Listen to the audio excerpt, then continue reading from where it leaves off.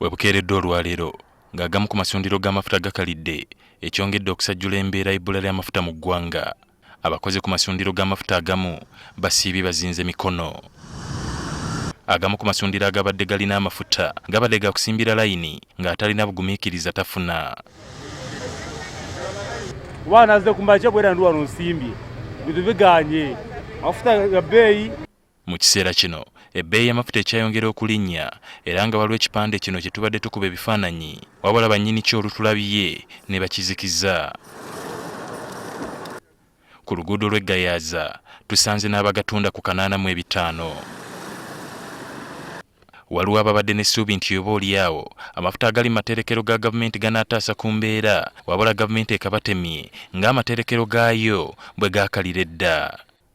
Nga balabiseeko eri akakiiko k'ebyensimbi aka Palamenti, abaminisita b'ensimbi bategeezezza nti eggwanga ne bwe lyandibadde n'amafuta mu materekero gaayo era ebbula lino lyandibaddewo olw'akasoobo k'ebimotoka ebigaleeta mu ggwanga. But I think even if they had the reserves now, they would have been exhausted because of the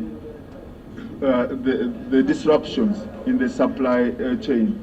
You cannot have reserves right now exceeding more than 10 days, so would have had the same problem. Ate buli mwaka tukola embalirira ya reserves zino kati esente ezo ziragawa. Embeera y'amafuta etusinzeeko naye ekituwunyizza nnyo okulaba nti nga gavumenti tetuli ready. We lack what we call preparedness okusambinga Abannayuganda. Tutuuseeko ku tterekero lya gavumenti ery'amafuta ejjinja okwakakasa ebigambo by'abakungu bano era alikulira Joel Nkanji n'akkaatiriza nti ddala amafuta teri. Reserve eno tutereka amafuta agawera obukadde 3. Obukadde 3 amafuta ate kati kiriwo mu ggwanga nti eggwanga likozesa obukadde wakati w'obukadde 2 n'obukadde 3 obw'amafuta bonna bwagasse wamu. Nkanji era agamba nti olw'okuba nti amafuta okusinga gatambuzibwa bimotoka ku nguudo singa wabaawo okutaataagana kwonna eggwanga lyonna liba lirina okufeesa kale nga kyetaagisa okulowooza ku ntambuza y'amafuta endala naddala omudumu gw'amafuta okuliikiriza etterekero lino. Nga amafuta agasinga pasente gyeyita ku kkubo emmotoka kasita ofunamu engeri ya breakdown okola emu wesanga nti nno crisis eno ejja kubeera ekosa eggwanga.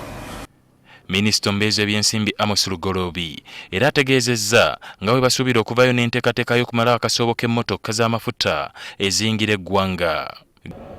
And today we expect a final policy position on this matter. What is happening is just a disruption about the entry of those trucks that are stretching for miles inside Kenya. Ebintu ebimu gavumenti yeetaaga obiyingiramu. Yes, tuli mu free market economy. N'ebimu gavumenti yeetaaga obiyingiramu. Olwaleero amafuta agabeera nga gaali ku nusu 3 gabadde gagenze mu 6.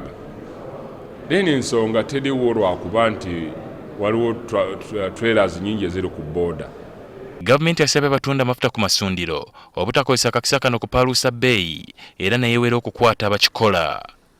Ali Mivule, NTV, Akawungeezi.